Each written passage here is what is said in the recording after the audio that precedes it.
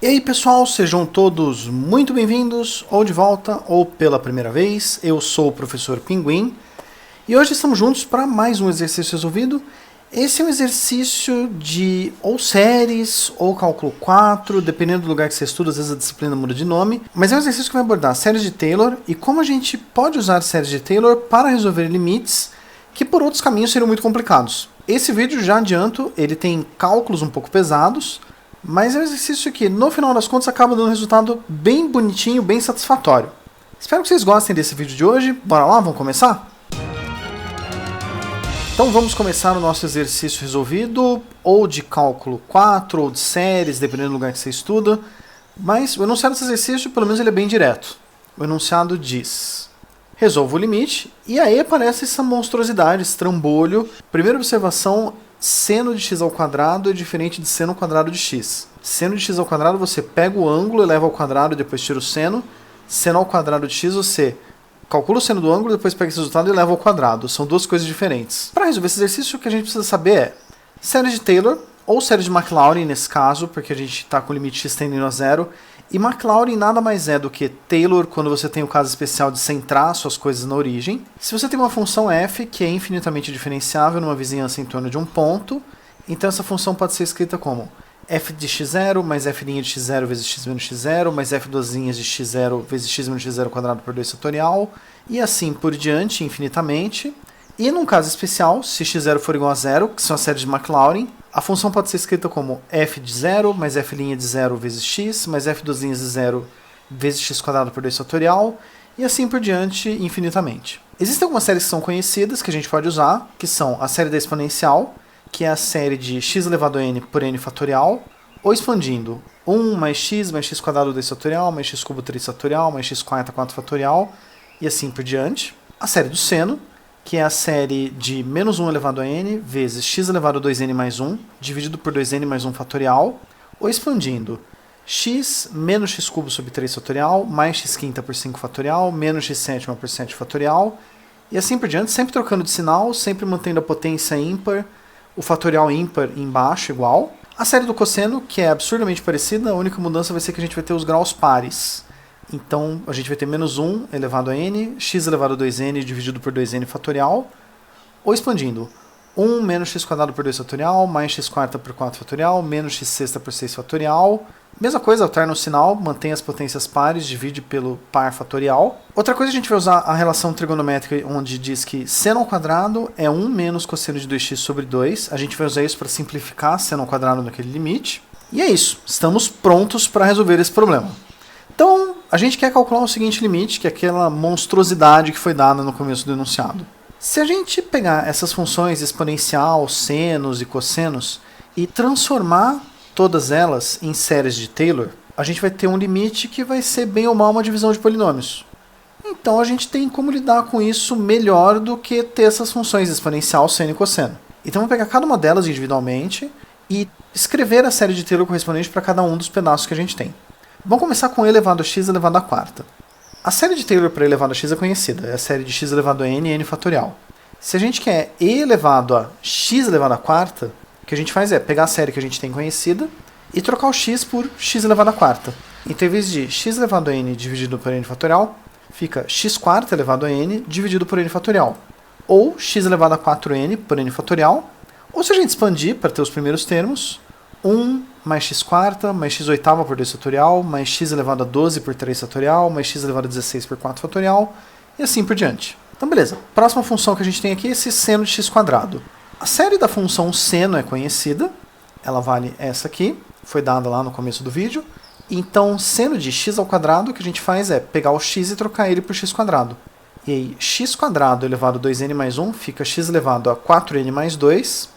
E se a gente expandir e substituir os primeiros termos, a gente vai ter mais x quadrado, menos x sexta sobre 3 fatorial, mais x décima por 5 fatorial, menos x elevado a 14ª por 7 fatorial, e vai manter esse padrão. Próximo, seno ao quadrado de x. Elevar uma série ao quadrado é um processo muito zoado. O que a gente pode fazer é usar aquela relação trigonométrica, seno ao quadrado de x vale 1 menos cosseno de 2x sobre 2, e usar o fato da série do cosseno ser conhecida, que é essa aqui, que foi dada lá no começo do vídeo, a gente está usando isso de novo, e aí calcular cosseno de 2x, trocando x por 2x. Então, aqui a gente vai ter a série, no lugar vai ficar 2x elevado a 2n dividido por 2n fatorial. 2x elevado a 2n vai ser 2 elevado a 2n vezes x elevado a 2n. E aí, expandindo esses termos, a gente vai ter meio menos meio vezes esta série. Uma simplificação que a gente pode fazer é pegar esse meio aqui multiplicando e diminuir um grau de todas essas potências de 2, com exceção da constante que a gente vai ter menos meio vezes 1, e quando a gente somar ele com meio vai cortar. E aí a forma mais simplificada vai ser 2x² sobre 2 fatorial menos 2 ao cubo x à quarta por 4 fatorial mais 2 à quinta x à sexta 6 fatorial menos 2 à sétima x oitava por 8 fatorial. E sempre assim, vai trocando sinal, a potência de 2 sobe de 2 em 2, os x sobe de 2 em 2, o fatorial também sobe de 2 em 2. O último que a gente tem é cosseno de x ao quadrado, esse vai ser mais fácil que o anterior, porque a gente tem que a série do cosseno conhecido. Então, cosseno de x ao quadrado é trocar o x por x², x² elevado a 2n fica x elevado a 4n, e aí a gente pode expandir isso, vai ficar 1 menos x² por 2 fatorial, mais x oitava 4 fatorial, e assim por diante. Então vamos voltar para o limite que a gente tinha. Vamos pegar cada um desses termos que a gente tinha e substituir. Para ficar mais fácil, eu vou colocar alguns termos e indicar o resto com reticências. Da exponencial, a gente tinha aquele 1 mais x² mais x oitava por 2 fatorial mais x12 por 3 fatorial e assim por diante. Para o seno ao quadrado, a gente tinha esse x² menos x sexta 3 fatorial mais x décima 5 fatorial e assim por diante. Para o seno ao quadrado de x, a gente tinha 2x² 2 fatorial, 2 ao cubo x à quarta 4 fatorial e assim por diante. E para o cosseno ao quadrado, a gente tinha essa última série que era 1 menos x² 2 fatorial mais x oitava 4 fatorial. E com isso a gente tem a forma em séries de Taylor do nosso limite que a gente tinha lá no começo. Por mais horrível que isso seja, a gente simplificou um problema que originalmente tinha exponenciais, senos e cossenos, e agora a gente tem um limite que envolve polinômios. Polinômios são mais fáceis de simplificar. Algumas simplificações que a gente pode fazer. Tem duas que são bem diretas. Uma delas aqui em cima. 1 menos 1 a gente pode cancelar. Outras que são menos diretas. Aqui a gente tem 1/3 e aqui a gente tem menos 1/3. Então a gente pode cancelar esse 1 aqui com esse fator 1/3. Outra simplificação que a gente também pode fazer é que aqui a gente tem x² sobre 2, e nesta divisão, quando a gente simplificar esse 2, a gente também tem que o primeiro termo dessa soma é x² sobre 2.